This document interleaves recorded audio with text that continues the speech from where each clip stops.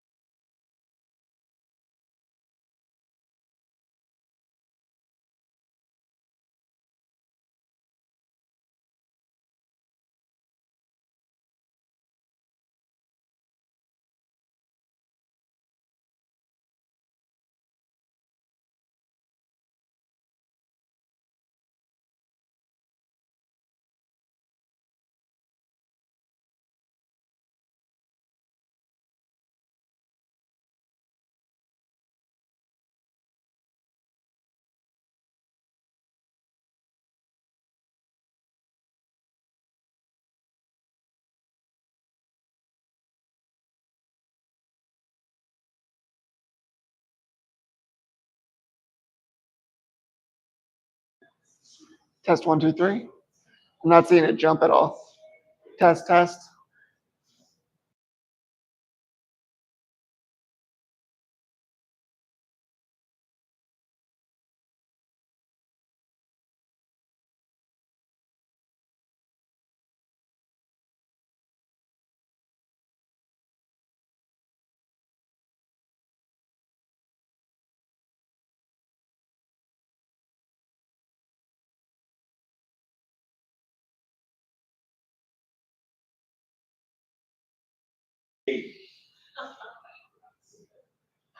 Every month in dinner they call us.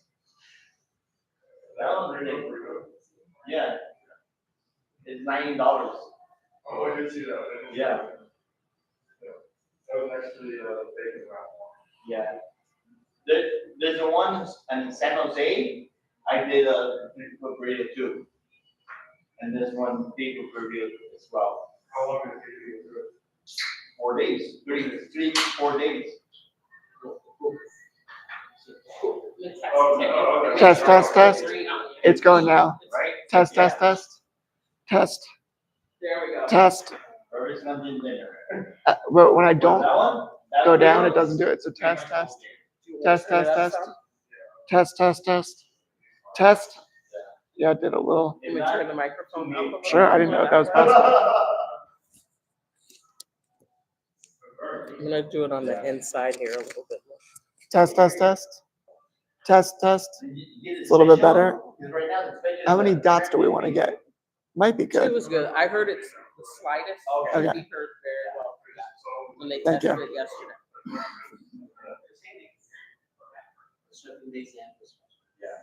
No, every day, Oh, every day. we're officially live.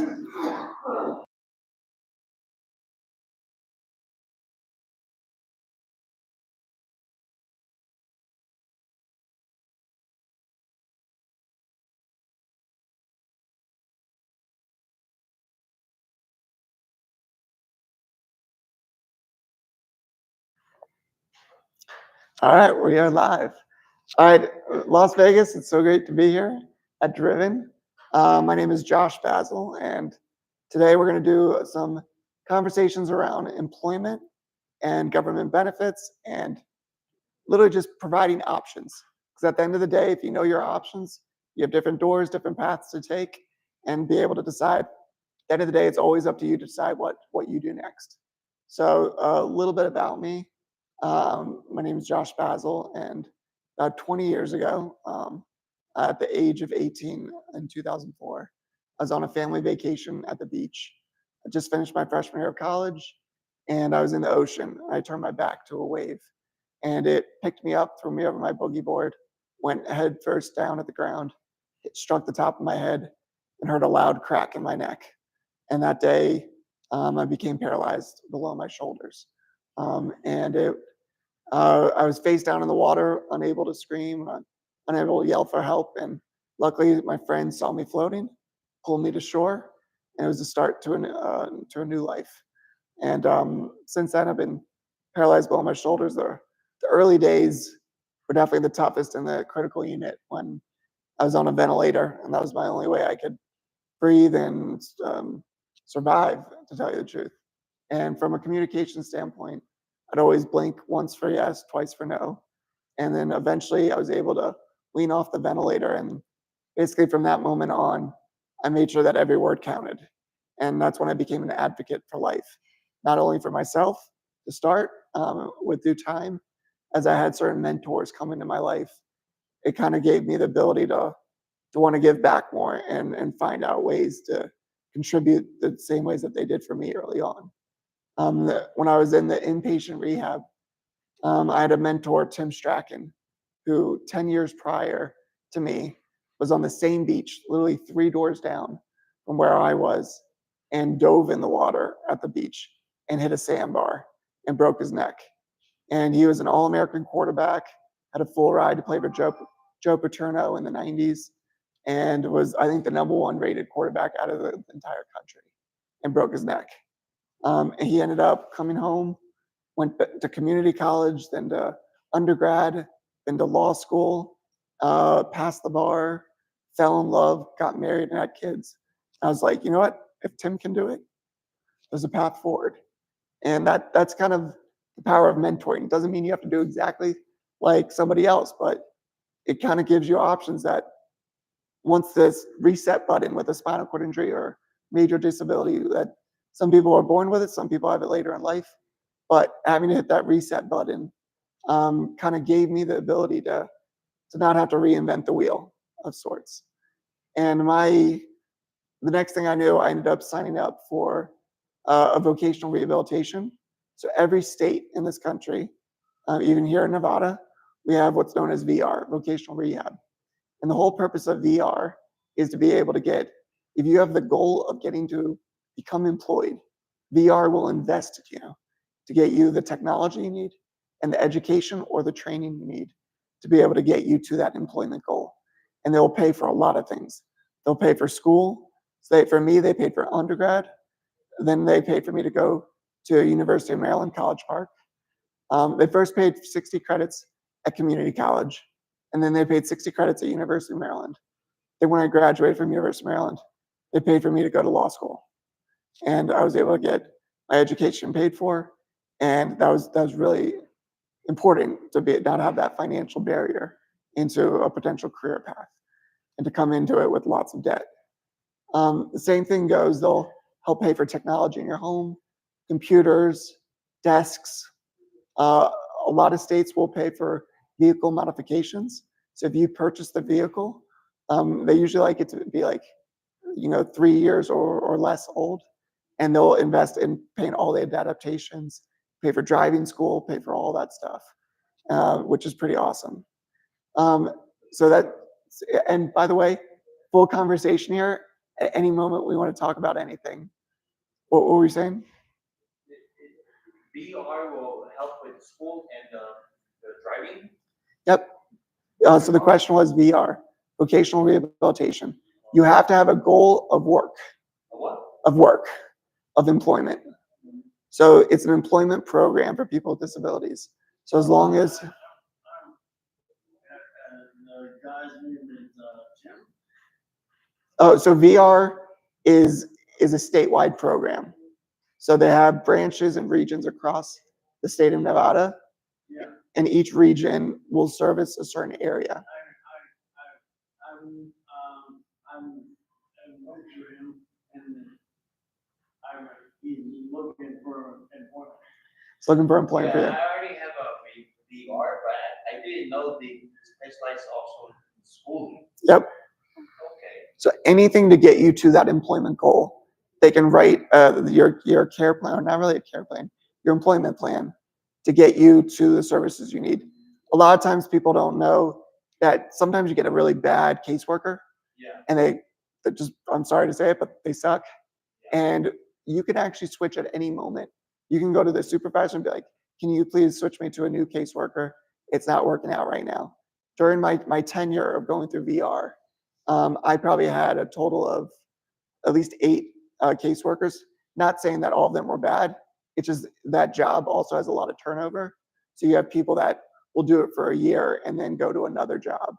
Because a lot of times VR caseworkers might have 200 to 300 clients that they're overseeing. So they're way overworked. But the key to getting the most out of your VR caseworker is for you to have constant contact. So one of my tips and tricks that I would always do is every 2 weeks have a communication point saying that I just did this, got this grade in school, or I just had this milestone, or just found this piece. Always wanted to have a conversation with my caseworker. So I was always at the top of her stack, or top of her mind of her cases. Otherwise, you can fall on the bottom of a very big stack of clients that they're handling, and you might not hear from them for many months. I'm taking a sip of water, buddy. And all right, so that's VR. Another beautiful thing. So if you do have a spinal cord injury,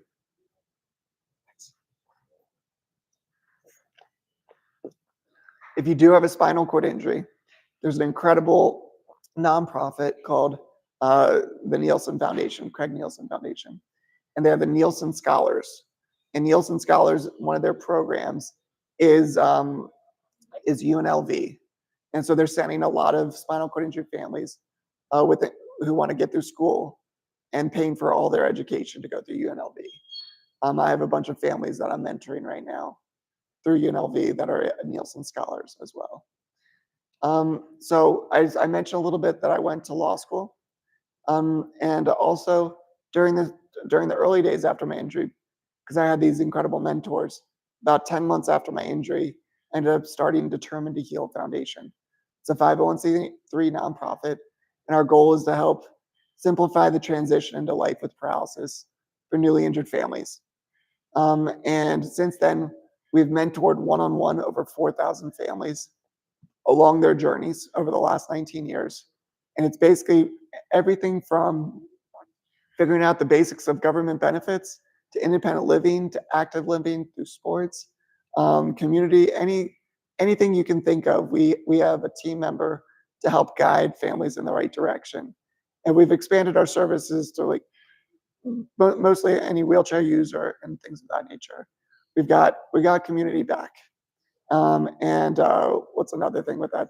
So that's Determined to Heal. We're actually out here not only doing this employment webinar on YouTube and seminar here with you fine people, but we're also bringing a sport that we brought to the country called adaptee golf. It's hands-free golf or swingless golf to be able to play competitive again. So we had a demonstration clinic on Sunday where you can use different devices to advance a golf ball. One of them is a club that you don't swing, but at the face of the club, it has a little metal piston that strikes the ball.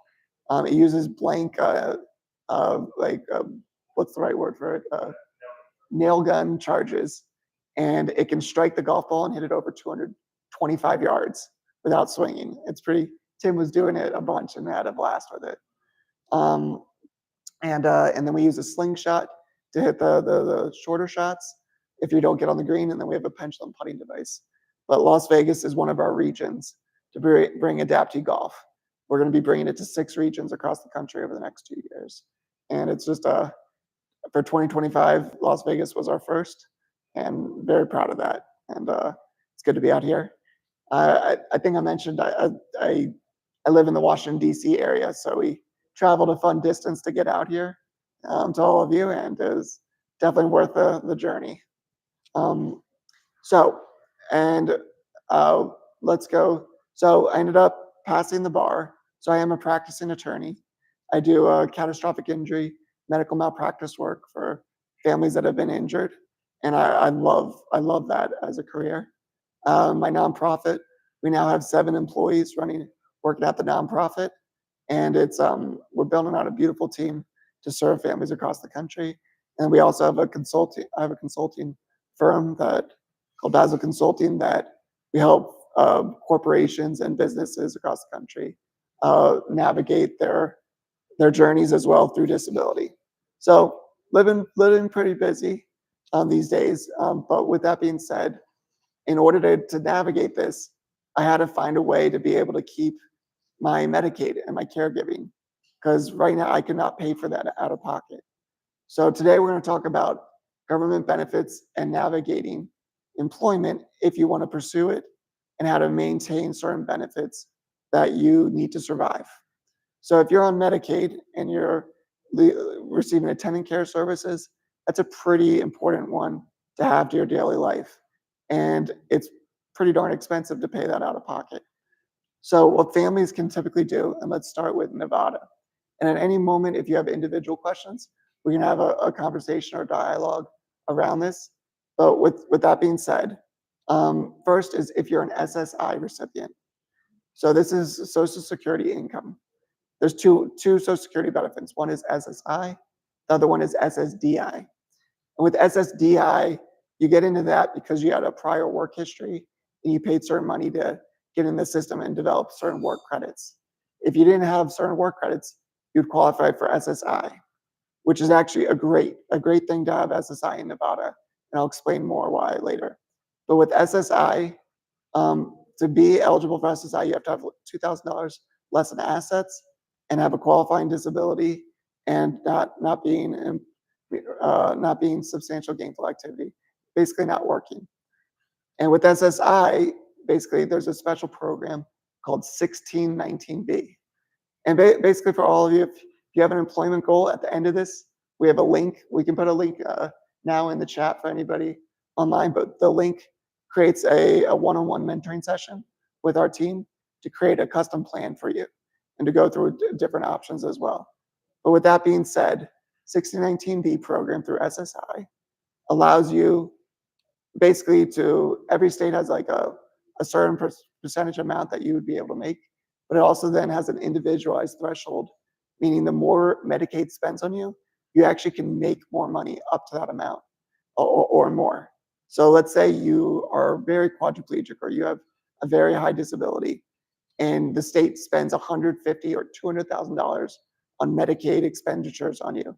You can actually make up to that amount and not lose your Medicaid benefits, which makes it a fantastic program. But they always have this unfortunate $2,000 asset limit.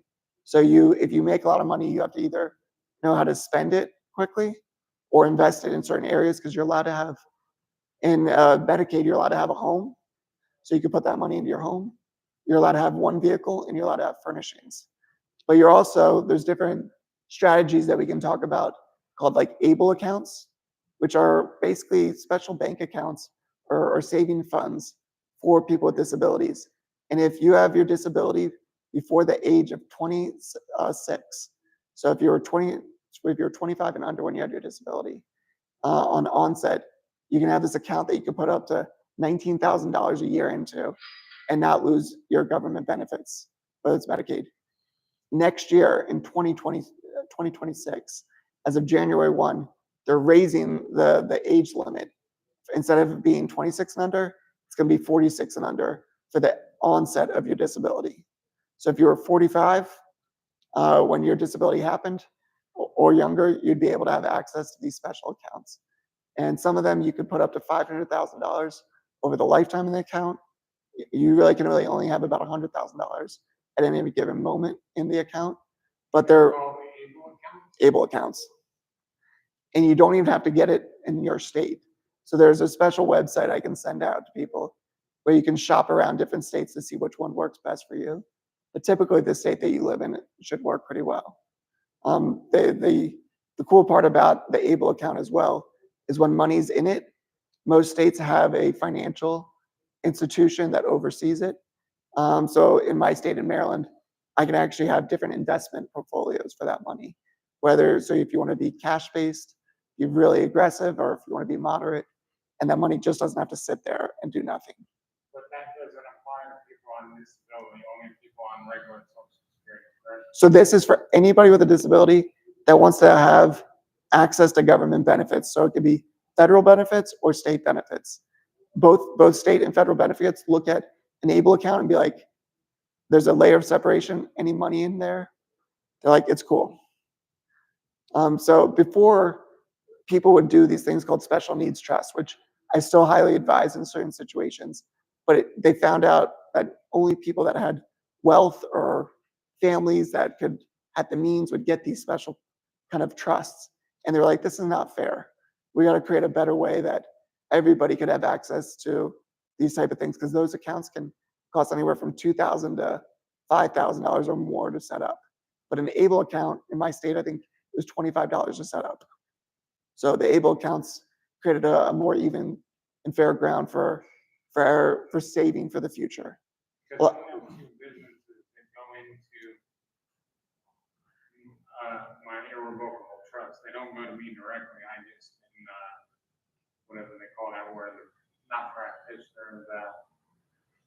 I can't figure the term. So I say what to do with the money, but I don't actually come to me, so I don't mess with my disability now. Yep. So you probably have what's known as a first-party special needs trust. Okay. Was it something that you put the money into it? Was it from like a personal injury, or is it your personal assets that you funded it? I generated all the funds out of it by building the businesses in it and then funding it. Yep. So, but you created it, the trust. So it's a first-party special needs trust, but you always have to go to a trustee to ever pull the money from it, right? Correct. Well, no, because it's an irrevocable trust. So It's I'm the executive, whatever they call that term, where I'm in charge of the money, but it doesn't actually come to me. So the cool part about the ABLE accounts is through first-party special needs trust, you can actually have your trustee put funds in the ABLE account to give you more freedom on how to spend it, where you don't have to always go and knock on their door and beg for money. gotcha. And you don't have to have as many.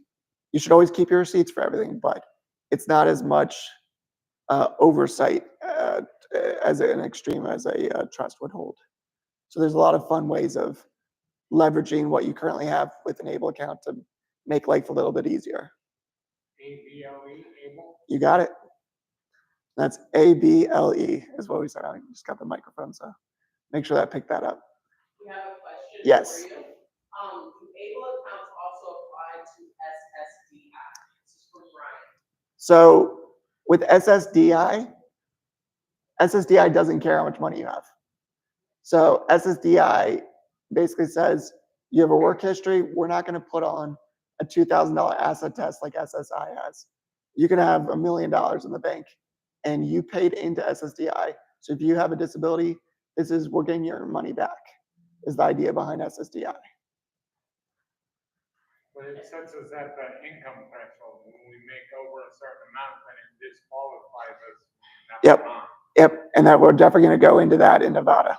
Correct. But that's why I haven't set the way that I do, so the money doesn't come to me directly, so it doesn't mess with my SSDI. Yep. So there's very creative ways of working within the rules in a legal manner, but it involves a lot of times doing a delegate dance of following the rules and having a very custom game plan that you have to follow to a T. Because the second you get outside of it, the government says, no, we're going to disqualify you. So, but having the right game plan, you can do a lot. So we talked about SSI 1619B. So that's for SSI recipients.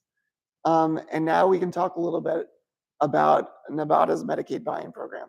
So a Medicaid buy-in program is a program for workers with disabilities that Medicaid programs can create that says we have workers with disabilities, we want them to work, but we want them to have higher income and asset limits.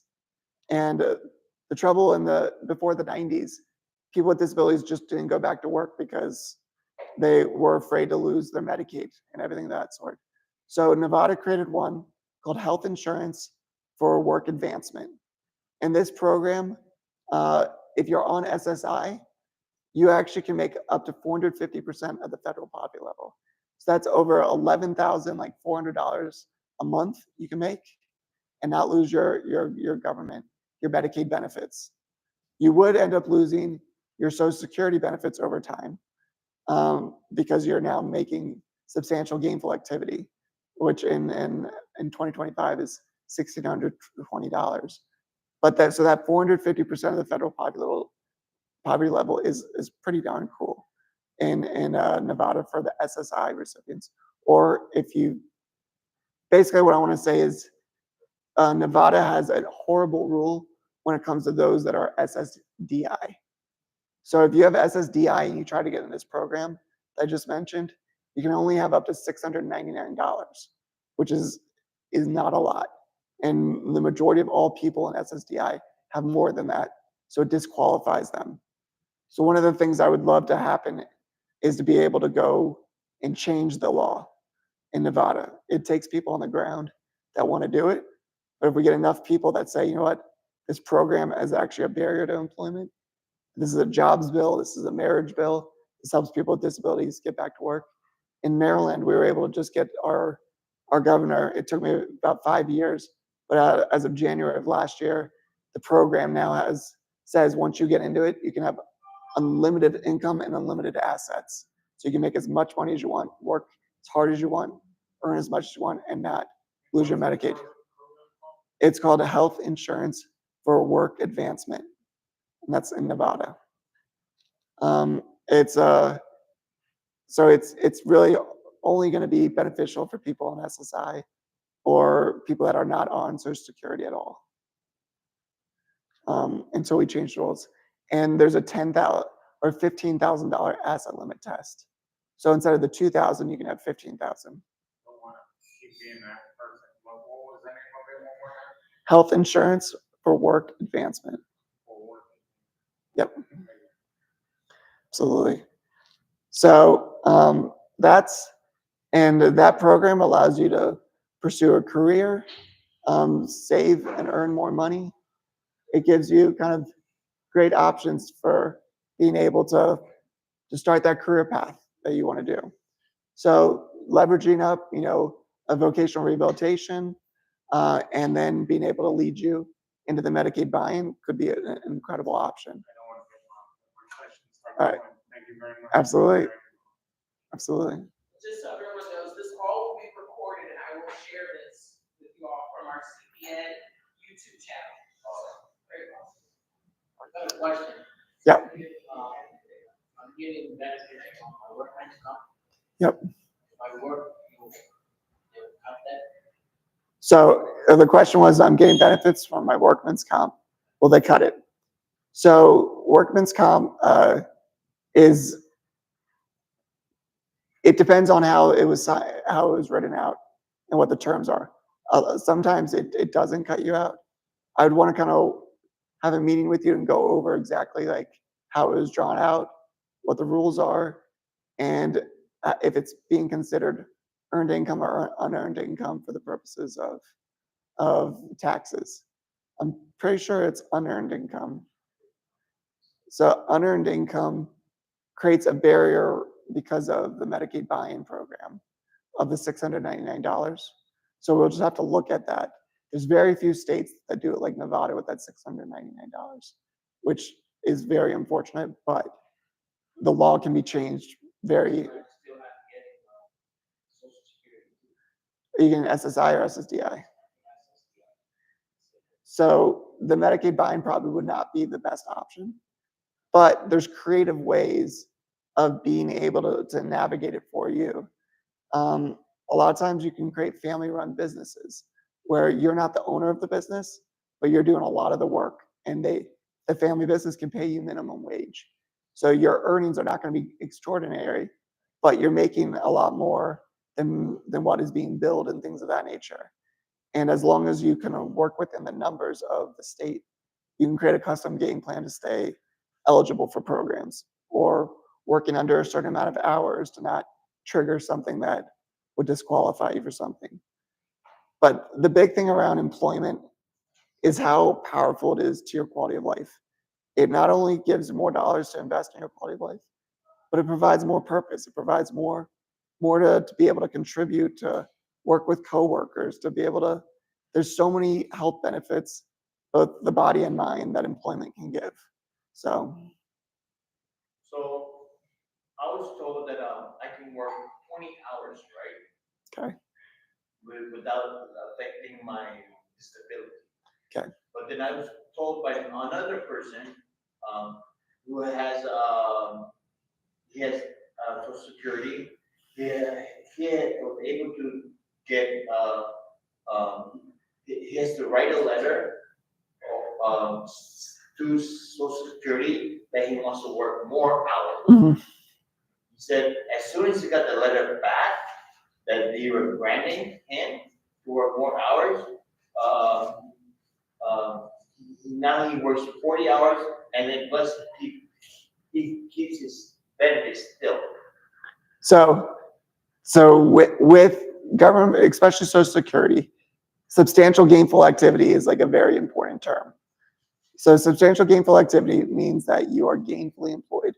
And right now it's either $1,620 a month, and there's ways of, or 80 hours of work per month.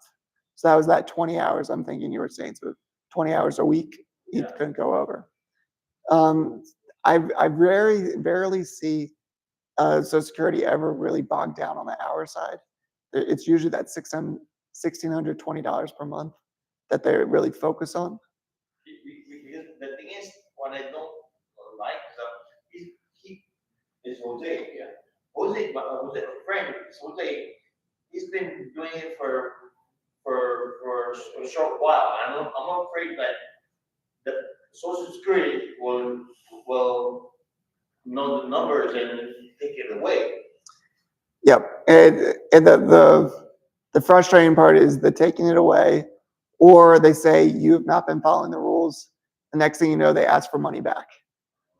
But with that being said, there's ways of building out a custom game plan so you can get ahead of them. It's like you can contact us and my team, and we can go through the different rules and give confidence to working.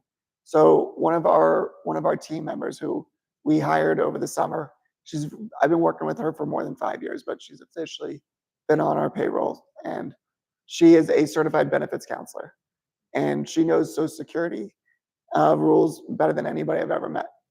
She knows it better than most Social Security employees that are there. Okay, so because right now I'm working with vocational rehab, Yep. right? And when let's ball starting to roll, right? If I work 20 hours, right, and it just so happens my boss said, hey, can you work more hours? And they said yes or no, whatever. Will vocational rehab say no, he cannot work, or try to VR will never tell you to not work more hours. So security might be the one to do it. With SSDI, the fun thing about SSDI is that you are eligible for what's known as the Ticket to Work program. Yeah. So you actually get 9 trial work months, and it does nine trial work months, and they don't have to be consecutive order, where you can work 1,000 hours a month or make $1 million a month and not lose your Social Security benefit. So the trial work says persons with disabilities on SSDI, we want you to test out the working world to see if it's right for you. And during that time, be able to work with benefits caseworkers to come up with your plan. So I actually have a contract with Social Security to manage Ticket to Works across the country. They'll pay us during your Ticket to Work months to be able to give you custom benefits planning. If you're in VR, your ticket is always assigned to the VR.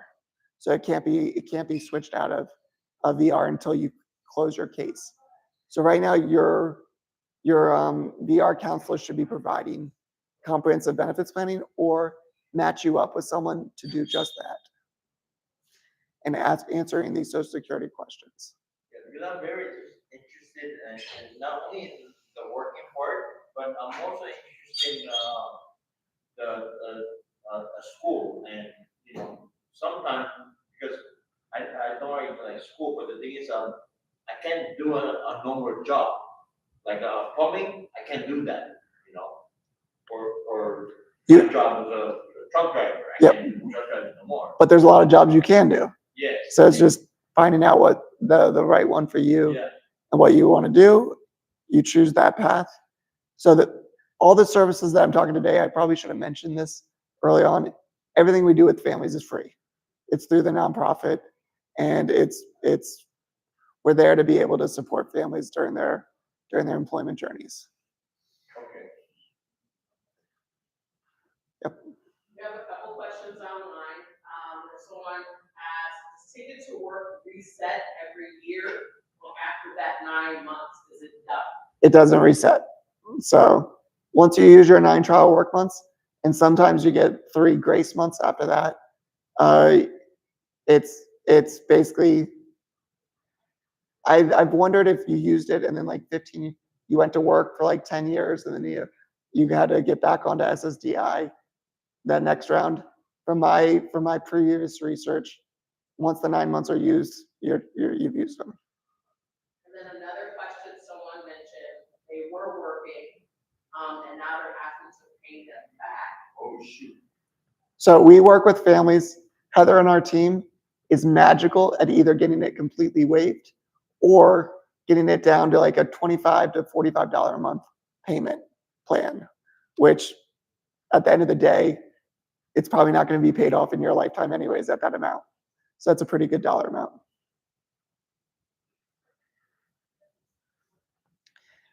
There's some things you mentioned earlier, I probably mistaken, but you said something about having you drive. So vocational rehabilitation, VR, recognized in order to meet your employment goals, you got to get to employment. Yeah. So transportation is one of the biggest barriers for people with disabilities to be able to pursue employment. One of the best things that came out of the pandemic is the acknowledgement that a lot of jobs can be done from home. Prior to the pandemic, there wasn't a lot of businesses that really trusted that. But since then, it's opened the doors for a lot of people to work from home. But a lot of people need to get into their job. And VR recognizes for those people, transportation is a must. Being able to get you to your driving school, driving training, and helping with any of your adaptations to your vehicle. Most states do provide those services for VR families. The big thing with VR to recognize is once you become employed, VR can file back to the federal government, and any money that they spent on you, they can be reimbursed by the federal government. So they should be looking as any of you as a client in VR as an investment to get their money back. So the more they invest in you, the better chances you are to become employed, especially if you're serious about pursuing employment. Yeah, because, okay, so for me, it's like, I don't have workers' comp, right? Yep. So everything out of my pocket is by me, even the car, you know, VR is going to help with that. So Trying to get a car as well as, VR will not pay for the vehicle, yeah, but they'll pay for the adaptation to the vehicle. oh, okay. The hand controls, or Yeah, if there needs to be special lighting or special handles to be able to get in and out. A lot of times they'll do the ramps or the driving equipment for, like I know people that, have like $40,000 worth of technology Yeah. to be able to do it because they're high level quads. Car has to be certain age, right? They like the car to not have as certain miles on it to be able to invest more into it. That especially ones that need ramp vans. Other ones, I think you could probably get away with it not having more miles on it if you're not doing as much to it, and it can be easily transferred from one vehicle to the next. There's certain hand controls that are great on that. Yeah, because without the car, we can only use a RTC, paratransit bus, and every now and then. It's not consistent It's enough. not consistent. Yeah. So employers don't. Paratransit makes it very difficult to be able to pursue a career but being able to have your own vehicle or a public transportation route where you can rely on certain bus systems or metro or rail, that's usually a better option, or getting your own vehicle. But there are certain employers that recognize that paratransit is the only option, and if they recognize that in your value, I've seen it be very successful there as well, doing paratransit. So I don't want anybody to think because they're going to have to rely on paratransit that it's impossible to have a job. I've seen it in hundreds of families across the country. That's how they do it. And they might do a hybrid model where they're 2 days a week they're in the office, 3 days a week they're doing it from their home on their computer. Yep. There's another one, it's kind of off topic, but a friend of mine, he's with a wheelchair as well. He does not get Social Security or Social Security DI. And the reason why, I asked him, why don't you get either one? Because what I understand is he used to own a company, and he's coming with a security guard, right? I don't know whether he paid money for doing SSDI, but the thing is, he tried going to multiple places to help with him to get money because the business shut down, so there's no more money. So how do you um, yeah. At that point, you might have to find a new job or a new career path or. Well, he's still disabled. Yep. So the thing is, how can he take advantage of Social Security when they deny him? So one of those things, if anybody ever gets denied with SSDI, I also work with an attorney that helps families in every state of the country Okay. apply for SSDI and get in. Yeah, you got it. One of my best traits is, even as a good lawyer, is you don't have to know all the answers to everything. Yeah. But if you know where to look for the answers or know who has the answers, and I've been doing this enough where I've seen thousands of fact patterns, and it's just really about guiding people in the right direction to get to their custom plan, their unique situation. So I'm happy to help. Then one more thing, maybe You can have 10 more things, my friend. maybe foolish, but does SSDI stop at a certain age? SSDI will stop at 65. 65, and then I have to, if I'm still disabled, I have to switch to Social Security. SSI. Or yeah, just Social Security in general, just for the aged. Last month. It depends. It could be less money, but yeah. So it depends on 3 months of life, only was working, right? There's a special formula to it, but there is a safety net system in place to be able to provide supports. But it's definitely one of the benefits of getting back to work is you're going to put more money into the system for you in the long run. And a lot of people don't see it that way. until they age out and they're like, I wish I did more. Because the only reason why I asked that, because the very first year, we had to wait for the SSDI to kick in, right? The first year, not workers' comp, workers and employment, whatever, and they paid for 1 year, and then it said, what if the SSDI, I was afraid that, I will be disqualified for the certain amount of hours, but you said 65, so. Yeah. Yeah, that's the only reason why. And there is one other program. There's a waiver in Nevada that could provide some hope for those with SSDI with not too much income already in it from your check. And it's called the Nevada Home and Community-Based Waiver for Persons with Disabilities. And it allows you to have up to 300% of the federal benefit rate, which is $2,901 of income and unearned income. So that could be an option as well for waiver services like attending care. So people that need that, we can develop a plan to see if that's an option, but that does limit how much you can make in a month, unfortunately, to that $2,900 and $1 amount, which in my belief, I think if you go back to work, you should make as much money as you can. You're valued. And as you get better and better at your job, pay raises and everything else should come with it. Just like for any other worker. So it's SSDI, you can't. SSDI screws people in Nevada if they want to get back into work and access Medicaid.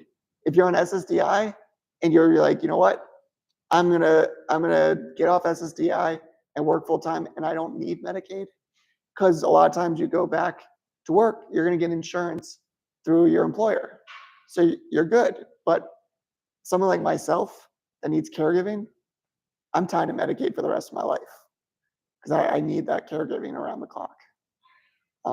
But somebody that doesn't need that caregiving, you can get off of it. And then once you get off of SSDI, you actually can, if you forego the Medicaid for a little while, once they stop your SSDI check, you can apply for that Medicaid buy-in program that I mentioned and actually get back into Medicaid.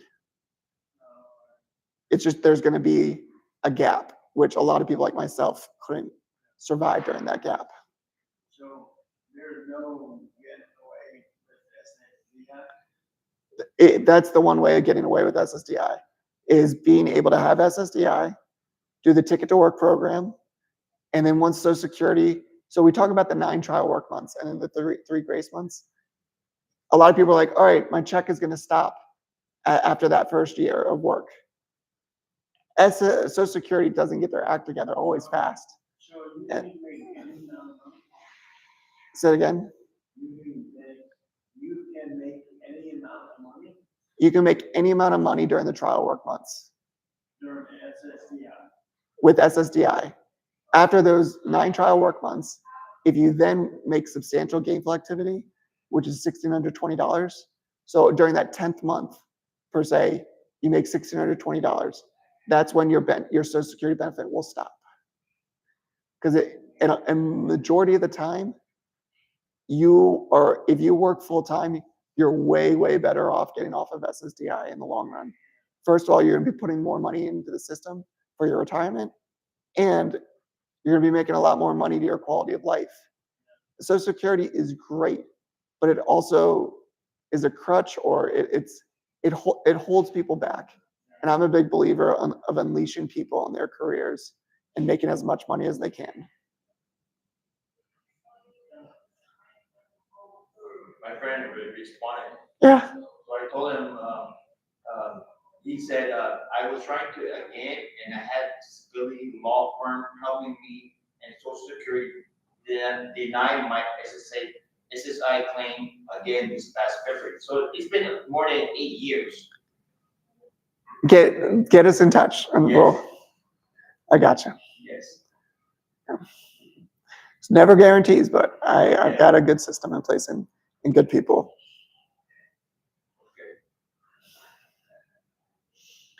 And all right, so we talked about some of these programs, and um, and it's just at the end of the day, I know we mentioned the benefits of employment, but employment can be really fun as well.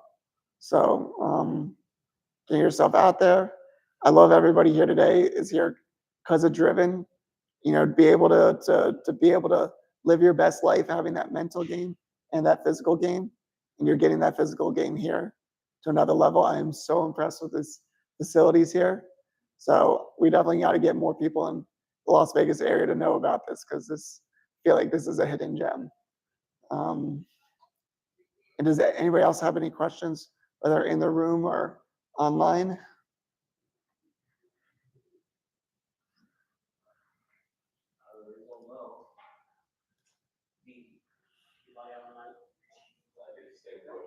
I got it here. Does anyone online have any other questions? I'm kind of lucky too, because my job is still paying for my health. That's awesome.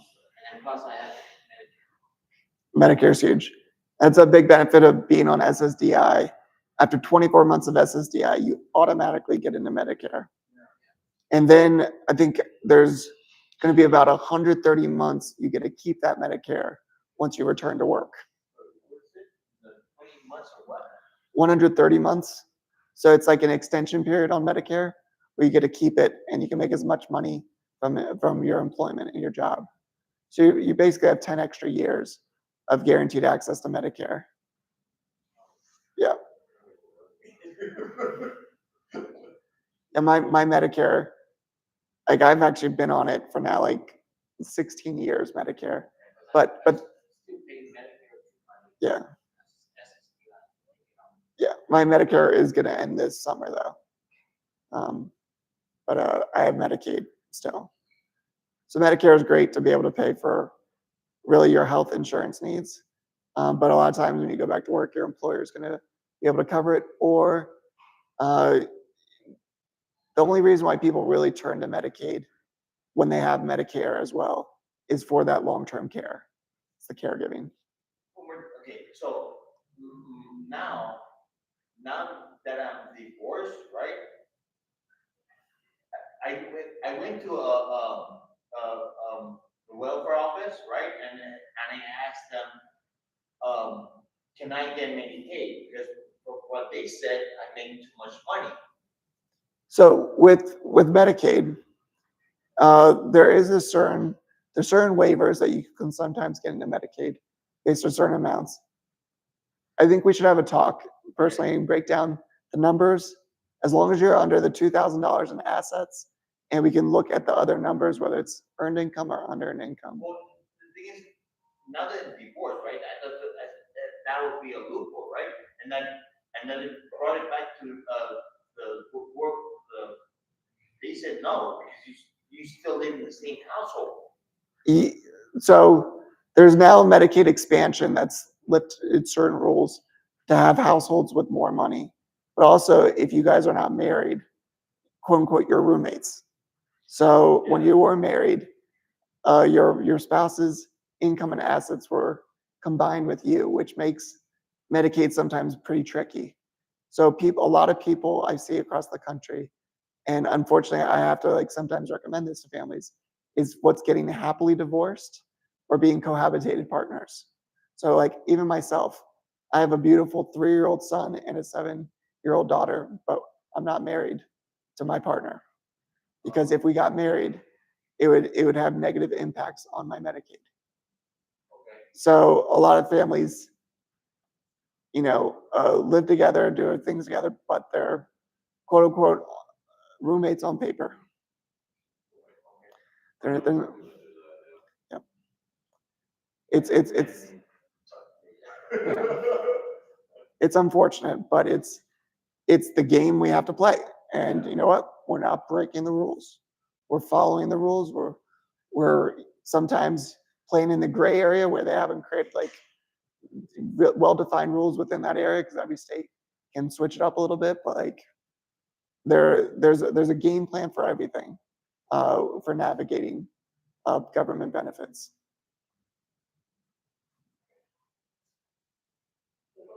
online. In order to be eligible for the Medicare, you have to be on SSDI for at least 2 years. You do. Yep, 24 months of SSDI will get you on a Medicare. And it's a great wraparound, especially if you're on Medicaid. Having both those together, you're gonna have very little out-of-pocket expenses. In some states, the Medicaid will pay a bunch of the premiums for Medicare as well. And so for everybody in the room, we have a QR code that you'll be able to take a picture and set up a meeting with our team if you want to, or if you want to just take a picture of it and have it in your back pocket for later, especially if you have a friend or a family member that wants to have some advice. And anybody online, we're going to have a link set out where you can sign up as well. And that will create an initial meeting with our certified benefits counselor to be able to start talking and going through things. I can, in this meeting we're in now, I can forward it to my friend. Absolutely. Okay. We are on YouTube at Driven.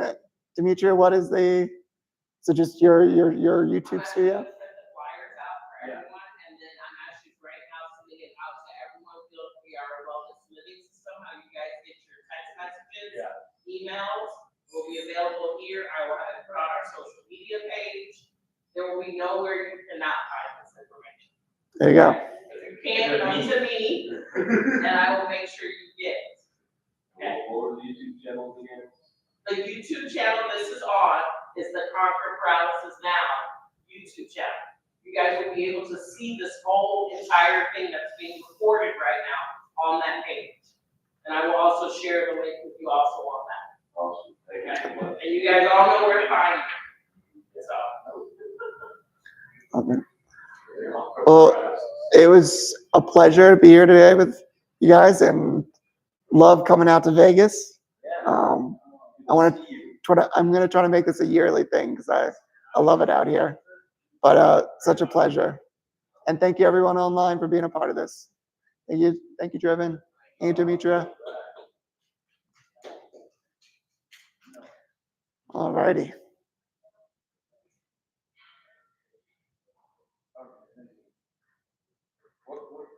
What kind of doubt is there? Or I thought when I went, I thought VR, right? I switched my job being a hostess. It's caused a lot of talking. Yep. So I said, put me in under security.